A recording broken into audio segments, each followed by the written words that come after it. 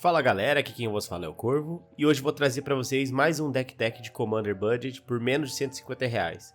E hoje, focando na poderosíssima Millicent, Restless Revenant, e no seu exército de tokens. Com esse deck tech eu vou explicar um pouco da mecânica do deck, como ele funciona, suas cartas, e também que é possível sim jogar Commander por menos de R$150. E já que estamos falando de um deck de criaturas aqui, provavelmente você deixará muitos jogadores de controle chorando no canto da sala, sem saber o que fazer quando vê o seu exército de mais 500 milhões de fichas no campo de batalha, prestes a atacar ele com todo mundo +3/+3, comprando carta, recuperando vida e gerando mais tokens ainda. Mas antes de eu falar desse deck maravilhoso, um recadinho do Corvo.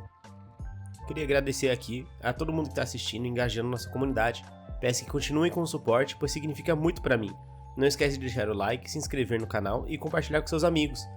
Agora, sem mais enrolações, bora pro vídeo.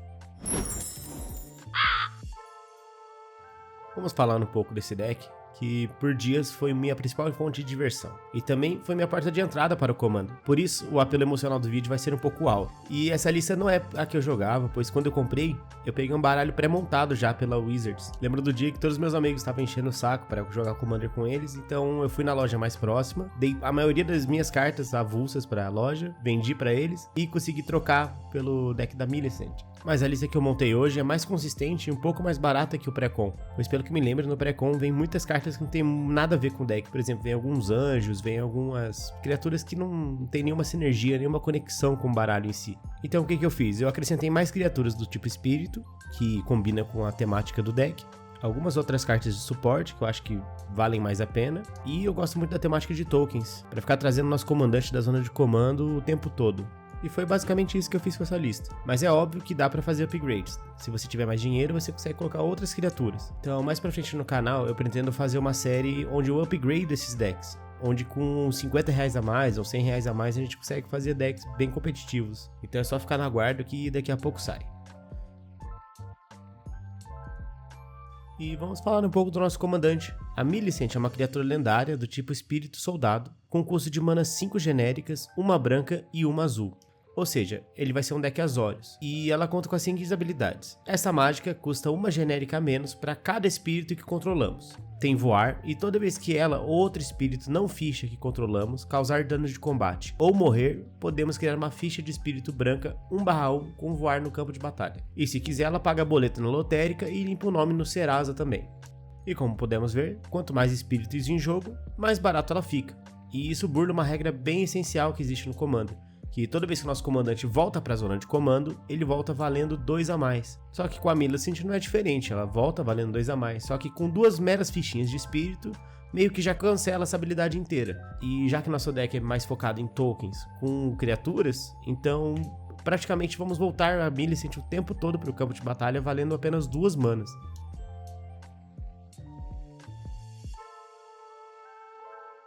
E falando em custo de mana, temos aqui alguns artefatos que vão nos auxiliar nessa tarefa. Como por exemplo a bijuteria do viajante, onde por uma mana colocamos em campo, pagando 2 e sacrificando, procuramos um terreno básico e colocamos no campo de batalha. Temos também diamante celeste e diamante de mármore, para gerar uma mana específica, uma gera uma branca e outra gera outra azul, além de outros artefatos staples do formato, como por exemplo a pedra da mente, esfera do comandante e sinete Azorius. A maioria das nossas criaturas tem um custo extremamente baixo, então com esses pequenos artefatos já conseguimos corrigir nossa curva de mana sem nenhum problema. Falando aqui um pouco das criaturas, vale lembrar que a Millicent é o líder de um esquadrão de espíritos, que foram mortos injustamente. Então agora vamos falar de seus lacaios, seus companheiros de batalha. Que assim como todo deck tribal, cada criatura é extremamente importante para nos dar vantagem em jogo. Por isso que eu vou citar aqui uma série de criaturas que tem alta sinergia com o deck, dando +1/+1 para todos os espíritos, hexproof, protegendo, evasiva, o que for. Como por exemplo a Doroteia, vítima vingativa, Fantasma Supremo, Sacode Correntes, Águia Empírica, Capitão Dog Skull, Reforços de Dog Skull e o Arauto Aristocrata. Essas são as criaturas que eu separei com a maior sinergia do deck. Lógico que tem outras ainda para acrescentar, só que nosso budget é muito baixo para isso. Então vai ficar para uma próxima.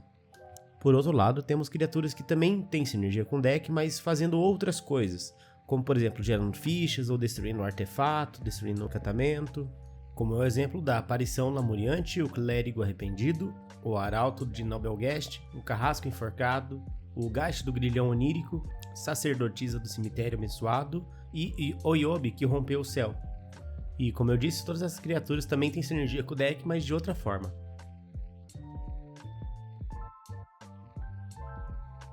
E nem só de criaturas vive um deck de criaturas. Existem também mágicas de auxílio, e eu vou trazer alguma delas aqui para vocês. Como o nosso deck é um deck agro, podemos ficar sem mão ou sem criaturas muito rápido. Por isso eu trouxe aqui algumas mágicas que tiram proveito das nossas próprias criaturas em campo. E para começar, temos a Epifania Oculta, Reunir os Ancestrais, Winged Words, Melodia Distante, Fitas de Heikai e Storm of Souls. Todas elas tiram proveito de alguma coisa, seja pelo número de espíritos ou pelo número de criaturas que controlamos. Além de mágicas que voltam criaturas do cemitério ou que compram cartas, temos também uma gama de anulas bem poderosas que poderão nos livrar de algumas ciladas. Como por exemplo o Negar, o Reesculpir, o Desejo Unificado e o Desenrolar. Temos também outras formas de auxílio, que são um pouco mais duradouras, que são os encantamentos. E não temos tantas opções assim, porque eu gastei todos os slots que a gente tinha com algumas mágicas e com criaturas, então sobrou pouco por encantamento. Mas os que temos são muito bons. Como por exemplo, Inteligência Militar, que nos dá uma carta extra se atacarmos com 2 ou mais criaturas nesse turno. Temos o Bidente de Taça, que se causarmos dano de combate a um oponente podemos comprar uma carta, e com nossas criaturas conseguimos facilmente fazer isso, pois todas têm voar praticamente, e em muita quantidade. Então uma mísera ficha 1/1, que não faz nada, além de blocar e bater 1, pode nos dar um draw, que é muito poderoso. Temos também alguns encantamentos que geram ficha para nos ajudar com isso, como por exemplo o Campo de Almas e os Laços Espirituais.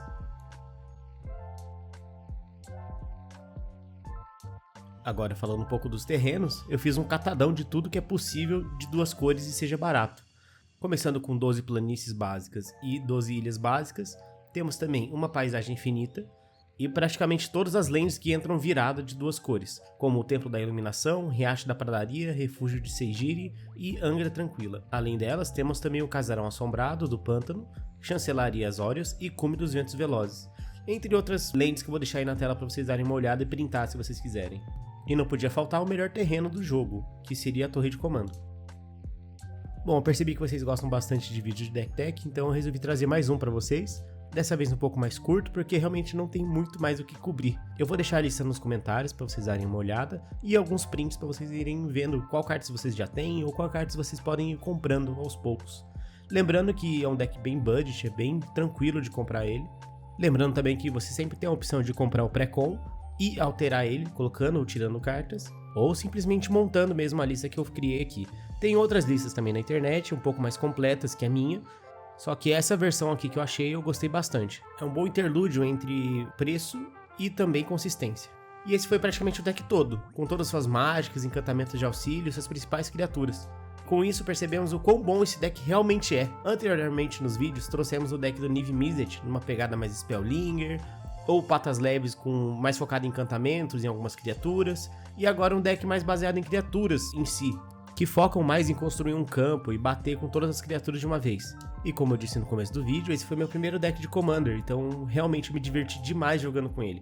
Pode não ser a coisa mais competitiva do mundo, mas é bem divertido de se jogar. E para ficar realmente mais divertido, precisa de alguns upgrades. Só que não existem muitos espíritos no universo do Magic, comparado com Goblins e Elfos, por exemplo, que existem 300 mil a cada edição que sai. Então basicamente a estratégia do deck é: enche o campo, bate, compra a carta, enche o campo e bate. Não tem outra estratégia, não tem outro jeito de jogar. É um deck agro, rapidão, fortão e o mais importante, baratão também. E pro vídeo de hoje é isso, espero que tenham gostado de mais um deck tech por menos de R$150. E não se esqueça de curtir, comentar, compartilhar e comentem aí, quais os próximos decks que eu devo trazer pro canal? Gostariam de ver outros formatos de Magic? Se sim, qual? Bom, fiquem com o Odin e até a próxima.